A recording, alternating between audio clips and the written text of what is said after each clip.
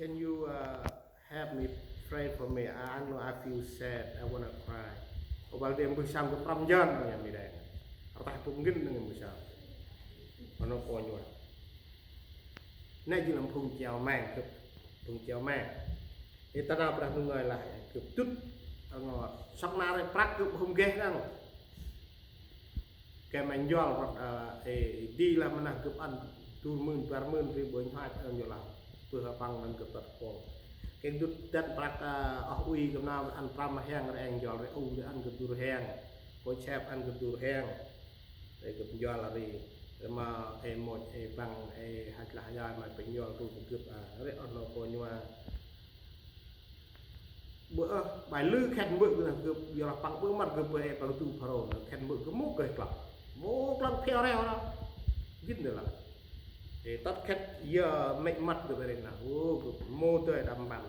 sao cũng là tu bọc bom lập tất cực ngài bọn cũng là cực lẻ gai nếu ông đâu coi qua tao nào rằng ngài lá bằng là để bú nam tầm bé của đi mày minh chinh cùng chào mang mà nam mập vùng tổng lẽ cry nam đi nào quay lại là nam tầm bao chi nào yêu bằng dư tức là nơi bị tầm bao nào yêu trời xăm trời đức duyên này nằm này yêu chỉ nơi chiều này thì để hai nó ra ono còn và tấp năng hai một đời ở hành tấp mà sắc yêu bòi cụp đây nó cái này kì để cho bạn nô ninh là cụp giờ cụp kia nào cái này cụp còn bằng một tấp ở hắn là chơi cụp thì là bằng kia nào vui sợ là cụp feeling good này chỉ chiều màng treo mang băng con đa nào mua sắm brand ta này chỉ là treo mang ono coi như là nào brand người lại ông cứ ăn hay kịp này thế thằng tiêu pe nào brand đủ là tập tròn phải gì vâng tiêu nào brand Giêsu ngơi họ có ra quả chi ăn mà phùng cả nâng nhốt can nào quay lẽ phùng mòn bằng chỉ rin ấp mà phùng tăng đủ Giêsu nào thằng bạn lại Giêsu không ai qua thì một con Giêsu ngơi mampu nhốt nào vậy năm tây nào vậy Giêsu ngơi mampu mòn vào Giêsu ngơi mampu chọc he nào mampu he tăng đúc nào là còn áp nam he một cái tê rồi he là đun gì cùng rồi nè he tê thì là nào tê nè là đun lá ăn khăn mai tầm oanh gì rong gì đê hết răng khăn mai nào nó còn vào chỉ cướp lão ai đang đu lão ai là ngồi đây chính là nào tới tầm nào rồi nó mà hỏi là moti nó còn vào đây là bài cướp một đời ở xăm khăn mai nó biết đâu mà dân lạc khăn mai kia nào cao bùi sam tầm cướp giờ là cướp đời nào á cướp kít nào bùi cao bùi sam cướp đời nào á cướp xịt lão ai mà brand đủ cướp xịt lão ai brand đủ thì tầm phung hai kia nào nát tala cướp bùi đời tắt ở channel tại để sử dụng mà là cướp bùi đời tắt channel chan học để là cướp kia nào bùi sam nào này chừng thì khai này chỉ là quan tâm đời chèo màng đang brand đủ là còn phung hè nay chừng mong nó còn vào hè phụ chót mà brand đủ hè một cái điên hè kít hè tươi nào là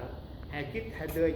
tươi cho tầm ôi ta hè tươi rít nào hè tươi rít tầm nào ta khai hè tươi rít từ khai bữa nạp năm hè tươi rít từ năm bữa nạp hè kít là cái brand đủ này hè bé hè kít là vucal mưa sa mà hè tầm này là vậy nó còn vào dưới hè tầm nào brand đủ ngay ôi nó còn vào tầm pan tây nào của tầm pa phúc băng nào tươi tầm nào rồi hè ui tươi tầm nào tươi tầm nào rồi này là hai yốt nào rồi lẽ nào can là băng ra tươi để băng ra chi nó còn vào jadi can pram hik nara băng khát nào rồi nó còn vào băng khát nào rồi hè ba mà hai tươi chi ấy lo hai kia nào buổi sáng thì tầm pan tây nào của tầm pa ôi từ ngoài cổ xích trong pram dịch ngoài tập trong pram dịch ráo phun tăng đủ từ ngoài phun tăng đủ bạc đi modi áp tới bằng tươi cú prap quan tam nóc đã nào rồi mô tươi mungkin pun itu ya bila kita terbang dengan dan yuk berahu tiba nào can prakris bằng quyết chấp phun cho là lên tiêu kia nào tấp ăn du nào rong chiri nào tiêu hết nè nào berahu lah mampu hay sao nào nè berahu lah mà họ mòn mình khách là quan trọng riêng bây giờ mày sưu no Giêsu là no anh kia nào rong kia nào tiêu hết Giêsu có để họ mòn rồi không kia nào mình đâu để mình hành rong em mình tay nào em tí nào ra Giêsu ngơi hoặc là ra qua chi anh mà phu cả nắng nhốt can nào vậy qua Giêsu ngơi ra Giêsu mà phu ông mòn Giêsu ngơi này pen ấp mà phu tên Giêsu mà Giêsu là ra tập đoàn này pen đây Giêsu ngơi rồi coi như không ghê thì nào em tay rồi là hai bước sau ấp một cái nào cái đó là hẹn đứa lại tập kinh quanh ra bằng ấp nào chịu nhưng mà nào cứ bật nam quanh ra ta là hẹn rồi lại dứt mà berandu mampu lah lagi berandu anak ini hẹn gân berandu chừng rumah ta là hẹn lagi berandu hẹn một cái vi phạm xung quanh hẹn kêu mà là hẹn lagi berandu telah hẹn lagi berandu nào quét berandu meraan tam hẹn Sit nào quét berandu antam hẹn lệ đưa hẹn bự meraci how quét một tên này là lý do hẹn lagi berandu nào cứ pernah ano ko ya berandu mo chalai hai sin kon dai telah hai tu ai na hẹn lagi berandu mo chalai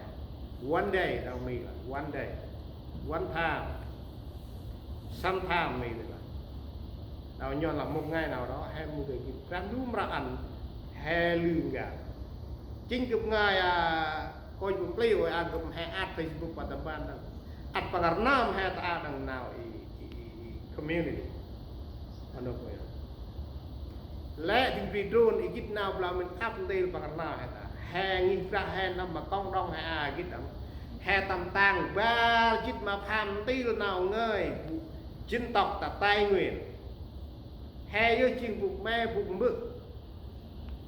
ăn hai chim buộc quăng không còn xe ở còn nhỏ hai chút nào tiền hết nào đó ra đua ta là hai bư mô làm chép lại trước ra đua hai bư chiên còn xe còn xe lô hai chứ hai cái nào cả akari hai mươi tuổi chiên buộc mẹ buộc nghĩ ra hai ta ai chiên hai nơm chiên buộc mẹ buộc ăn mà bọn làm tiếc không tin là nào ngoài tập Việt Nam bài cấp sa nào ngoài ai sẽ đang bài sẽ điên và bản ha và là ngao bằng non pre non prang cà ho chào lai chào ma non gar non lai hay là tôi nói the y tầm tàng anh ta bút mà tầm tàng anh ta chỉ nơm nhốt can như chiên buộc mẹ buộc bự tâm nghi brand new chiên phúc và can brand new giờ chiên làm là pro vậy nó ăn he bư ăn quá ăn nó có nhòa ăn hay chơi tại giết brand new một là cái nào là giết gân brand new luôn ngoài brand new mà ăn nào quá tầm năm hè xin nào quá kia tầm năm hè lệnh đưa hè tam bài hè tam đưa là cái phần lân phần kali phần âm tên lệ hè tam đưa chặt chiên hòn play ấp cha mu thôi kalau orang pun dapat mengentam play nong namanya play nong mau pak om pak satro nong ini hum yang sa mata yor là cái phần chừng nào brand ngay anh có nhiều cái gặp anh hay kì jadi ngibrah ha begitu lah ngibrah tentang community ha begitu community tentang tentang an ban kita paham tu nào ngơi tentang Việt Nam anh begitu lah anh hay bay trước là được ngoài công ty là hay ui chi ban là phụ gom hay anh có jadi nào là ngoài đây là anh hay rong chiều mai như là ban kita paham tu là ngài được Việt Nam chỉ phun chiều này anh jadi cùng và một hè và chừng nào lần người và làm nào cũng là ba một tí cái hữu ảo và làm nào tí cái sọt được thì cơ bản là tôi chào tay là